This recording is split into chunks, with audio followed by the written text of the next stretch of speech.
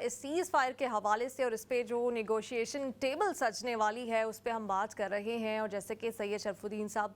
फरमा रहे थे कि जो फरीकैन हैं दोनों तरफ से वो पोजीशन ऑफ स्ट्रेंथ से आ रहे हैं, लेकिन असल पोजीशन ऑफ स्ट्रेंथ तो दिखाई है पाकिस्तान ने कि जब पूरी दुनिया खामोश बैठी थी, सब नज़रें चुरा रहे थे, सबको पता था कि क्या होने वाला है, एक बड़ी तबाही हो सकती है, लेकिन उसके बावजूद किसी ने इंटरवीन नहीं किया। लेकिन ऐसे में पाकिस्तान ने जो पोजीशन ऑफ स्ट्रेंथ दिखाई है उसकी पूरी दुनिया इस वक्त तारीफ़ करती हुई दिखाई दे रही है। लेकिन पाकिस्तान की तारीफ़ करें, पाकिस्तान को क्रेडिट दें, लेकिन सबसे ज़्यादा अहम बात पाकिस्तान की तारीफ़ भी नहीं है, इस खित्ते के लिए अमन है, कई लाखों जानें जो बच गई हैं, वो सबसे अहम बात है। फ़ारूक शमसी साहब, सैयद शरफुद्दीन साहब हमारे साथ ही हैं, जी आपके सवाल का जवाब देने के मुंतज़िर है, तो मैं चाहूँगी कि आप अपना सवाल करें। शरफुद्दीन साहब, मैं आपसे एक बड़ा सिंपल सा सवाल करना चाह रहा हूँ, क्योंकि आजकल जब सोशल मीडिया का दौर है और उस हवाले से बहुत सारी बातें आती हैं। जो वज़ीर-ए-आज़म पाकिस्तान का ट्वीट है फर्स्ट, उसके ऊपर थोड़ा सा लिखा हुआ था draft for prime minister of Pakistan,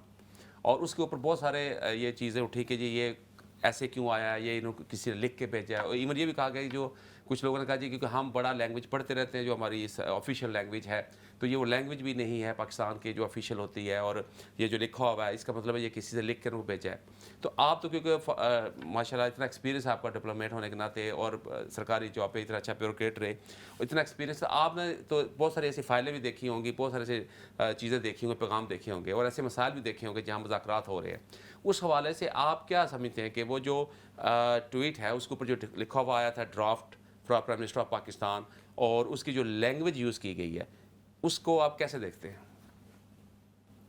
देखिए, इसमें 2-3 चीज़ें हैं। एक तो ये कि अनफॉर्चुनेटली हमारे सोशल मीडिया में लोग साइड पे अपना भी कोई थोड़ा बहुत अपना जो एजेंडा है वो भी टिका देते हैं। अभी भी मुझे कुछ ऐसी ट्वीट्स पढ़ने को मिली जिस पे मैं सर पकड़ के बैठ गया कि इतना बड़ा पाकिस्तान ने रोल अदा किया, और अब इस वक्त भी बहुत सेंसिटिव टाइम है, क्योंकि सिक्योरिटी प्रोवाइड करना इन हाई लेवल डेलीगेट्स को ये आसान काम नहीं है। दुआ करनी चाहिए कि अल्लाह ताला जो है वो सब कुछ अमन व अमान में रखे। एक तरफ इसराइल है जिसके पास ये टेक्नोलॉजी मौजूद है कि वो मोबाइल फ़ोन्स के ज़रिए या अपने जो उसके पास मुखबिर हैं उनके ज़रिए वो जानता है कौन कहाँ पर है।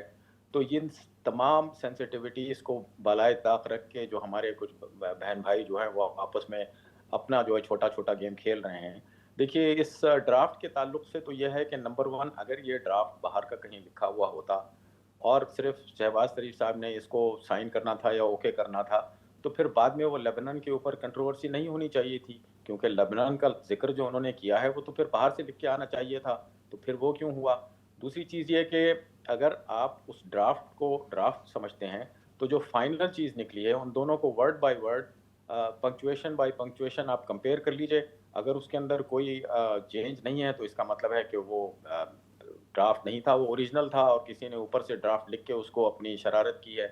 और तीसरी बात यह है कि आप अपने फॉरेन ऑफिस के जो डिप्लोमेट्स हैं उनको अंडरमाइन मत कीजिए। अल्हम्दुलिल्लाह वो भी अब इसी मिलेनियम और जेड जनरेशन के इस वक्त वो डिप्लोमेट्स हैं। अब वो वाला मेरे टाइम का ज़माना नहीं है कि हम उर्दू मीडियम से पढ़ के पहुँच गए थे फॉरेन ऑफिस, हमें अंग्रेज़ी लिखनी नहीं आती थी और हमारे ड्राफ्ट पर ड्राफ्ट हमारे चेंज होते थे और अंग्रेज़ी करेक्ट की जाती थी। अब तो माशाल्लाह जो पाकिस्तान का जो डिप्लोमेट है, अगर वो एक रेज़ोल्यूशन ड्राफ्ट करता है या एक स्पीच लिखता है, तो आप उसको किसी भी रोस्ट्रम से पढ़वा लीजिए, व्हाइट हाउस से पढ़वा लीजिए या 10 डाउनिंग स्ट्रीट से पढ़वा लीजिएगा, आप फ़र्क नहीं कर सकेंगे कि ये यहाँ का लिखा हुआ है या वहाँ का लिखा हुआ है। सही शरफुद्दीन साहब, बिल्कुल आखिर में मैं चाहूँगी कि आप नेटो इतिहाद से निकलने की बात कर रहे हैं डोनाल्ड ट्रंप, और नेटो के चीफ भी अमेरिका में मौजूद थे और यही कहा जा रहा था कि शायद डोनाल्ड ट्रंप को मनाने के लिए वहाँ पर गए हैं। आपको लगता है कि अमेरिका वाकई नेटो इतिहाद से निकलना चाहता है या ये सिर्फ धमकियाँ दी जा रही हैं? अमेरिका नेटो से निकलेगा तो नहीं, क्योंकि जो नेटो का मेन फोकस है वो रूस के ऊपर है, और अमेरिका की सारी सिक्योरिटी स्ट्रेटजी वो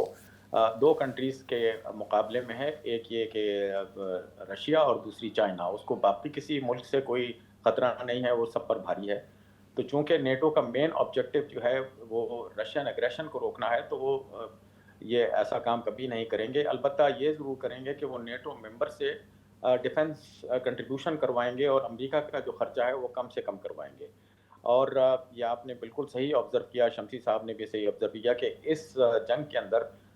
جو ان کو ڈس اپوائنٹمنٹ ہوئی ہے نیٹو کی طرف سے اور آسٹریلیا کی طرف سے اور جاپان کی طرف سے، وہ بھی تھوڑی سی ایک تو جینوئن ہے، اور دوسرے یہ کہ وہ میں سمجھتا ہوں کہ وہ ٹیکٹیکل تھی، وہ جان بوجھ کے انہوں نے اس کو استعمال کیا تھا۔ وہ اس لیے کہ جب ایران نے یہ کہہ دیا تھا کہ اگر ہم پر امریکہ وہ والا حملہ کرتا ہے جو ہمارے پاور پلانٹس کو اور ہمارے پانی کے ذخائر کو اگر وہ ضائع کر دے گا تو ہمارا جواب بیانڈ دا ریجن ہوگا، جس کا مطلب یہ تھا کہ وہ یہ کہنا چاہ رہے تھے کہ دیکھو جاپان میں ہمارا جو ملٹری بیس ہے، جو آسٹریلیا میں ملٹری بیس ہے، جو جرمنی میں ملٹری بیس ہے، اس پہ حملہ مت کرنا کیونکہ ان کنٹریز نے تو ہمارا ساتھ ہی نہیں دیا۔ تو یہ جو سٹیٹمنٹس ہوتی ہیں اس کے پیچھے لیئرز آفٹر لیئرز ہوتی ہیں میننگز کے، وہ ایک طرح سے کنوے کرنا چاہتے ہیں۔ تو نیٹو سے وہ نکلیں گے نہیں، نیٹو میں رہیں گے اور البتہ ان سے پیمنٹ پوری کروائیں گے۔ صحیح، بہت شکریہ سید شرفالدین صاحب ہمارے ساتھ ہیں اور بہت ساری ہمیں انڈرسٹینڈنگ دیتے ہیں، اور جیسے انہوں نے کہا کہ لیئرز ہوتی ہیں، اور واقعی مطلب لگتا بھی ایسے ہی ہے کہ یورپ کھل کر ڈونلڈ ٹرمپ کے خلاف بھی نہیں جاتا،